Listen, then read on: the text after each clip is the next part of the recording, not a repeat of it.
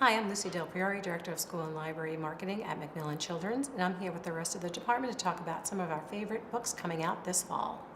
We are thrilled to have a new book by Matthew Cordell. As you hopefully know, Matt just won the Caldecott Medal for Wolf in the Snow. This fall, we have King Alice. Alice and her mixed family are stuck inside during a snowstorm. What, oh what, are they going to do? Well, luckily, Alice is a very imaginative girl and decides that she will write and illustrate her very own book, and that she, of course, will be the king of the story, and that this story will be based on the adventures that she and her somewhat reluctant dad and family play along with. So soon enough, her story includes lots of adventures, including a tea party and pirates and unicorns. But when King Alice gets a little out of control during a unicorn stampede and knocks over Dad, will her time out ruin the day? This is such a great story because it talks about inspiring kids to hopefully write and draw their own adventures, even if they're not stuck inside. And it's a great story about family and compromises and, of course, the importance of imagination and play. Hi, I'm Katie Halata, the Associate Director of School and Library Marketing at Macmillan Children's Publishing Group. For those of us who grew up in the New York City area, or for some of you watching from farther afield, the main characters in Josh Funk and Stevie Lewis's Lost in the Library will probably be pretty familiar to you. This is, of course, a story of patience and fortitude, the iconic New York City Public Library lions.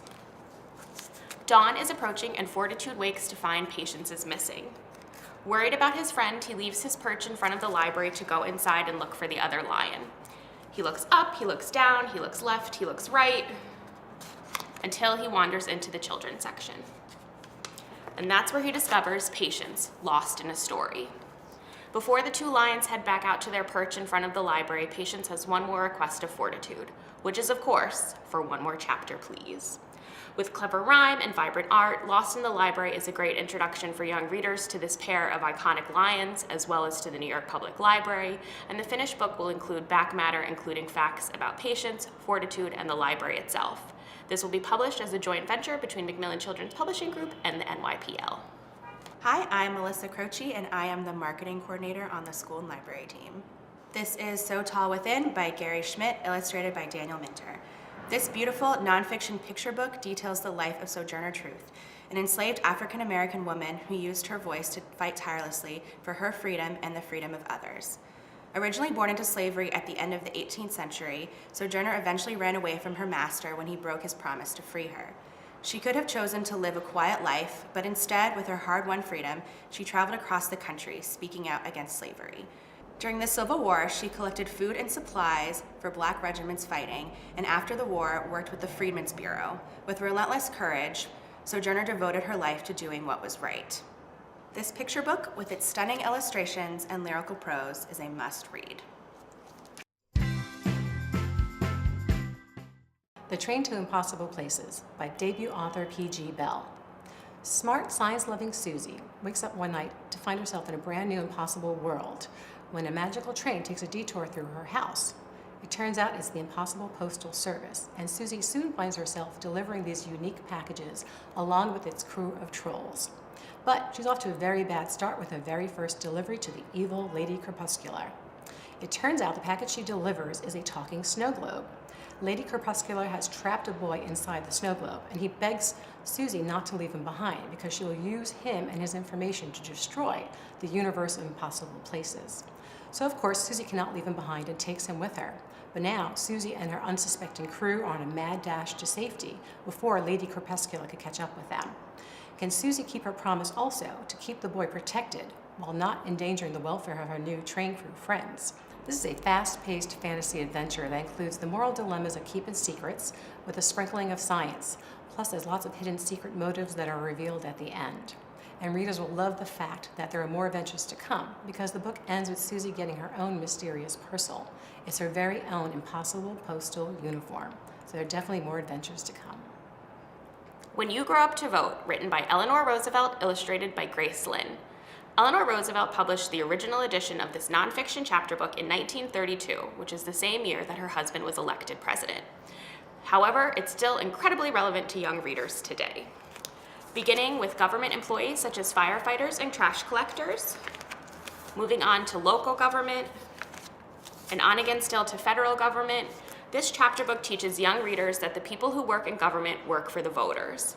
The updated edition includes bright and bold art by award-winning illustrator Grace Lynn, as well as a new cover by the artist, and includes extensive contemporary back matter that's perfect for teachers, librarians, and parents who are looking to talk to young readers about how our government works. Hi, I'm Kristen, the marketing manager of the school and library team here at Macmillan Children's Publishing Group. I'm very excited to share my middle grade pick, Wonderland by Barbara O'Connor. This is the story of finding friendship in unexpected places and a very lovable dog. The story begins when Mavis Jeter and her mother moved to Alabama. Mavis is a bold and adventurous girl, and so is her mother, who is constantly moving them around the country. So Mavis has never had a permanent home or a real best friend. Mavis's mother gets a job as a housekeeper for a very affluent family, the Tullys, who live in a large home. Their daughter Rose is very shy and doesn't quite fit in with the popular girls in her neighborhood. Her best friend is Mr. Duffy, the kindly gatekeeper, who has been very sad ever since he recently lost his dog. When Mavis moves in, she and Rose become best friends, and when they discover a dog in the woods, they think they have found the perfect way to cheer up Mr. Duffy. This is a really big-hearted story that's perfect for animal lovers and also perfect for readers who love Barbara O'Connor's Wish and classics like Because of Winn-Dixie. My young adult pick is Unbroken, 13 stories starring disabled teens. This anthology was edited by #1 New York Times bestselling author Marieke Nijkamp, who is a founding member of We Need Diverse Books and the founder of the Diversify YA movement. Each of the stories in this anthology was written by an author who identifies as disabled, and so do the characters in their stories. The contributors include bestselling authors Cody Keplinger and Heidi Heilig, as well as some exciting debut authors. What I also love about this anthology is that the stories span multiple genres, including sci-fi, fantasy, and contemporary YA, so there's something for every reader. This anthology really celebrates the diversity of the disabled teens' experiences, including LGBTQIA+ characters, as well as teens of color. This is the perfect addition to your YA and short story collections, and it's a necessary addition as well. Check Please by Ngozi Ukazu follows freshman Eric Biddle in his first 2 years at the fictional college of Samuel University. Eric, small, gay, vlogger, excellent baker, ex-figure skater, is excited but wary to be on Samuel University's hockey team. It's nothing like his co-ed team back in Georgia, and Eric doesn't know what will be harder to overcome: the physical hits, called checking, or dealing with his surly but super hot captain, Jack.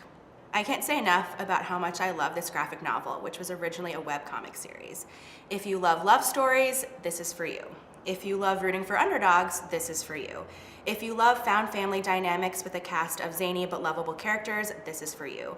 And if you love smashing toxic masculinity in sports, this is for you. This is Volume 1, which covers his first 2 years. It's out in September. And Volume 2, which covers Eric's junior and senior years, will be out in 2019.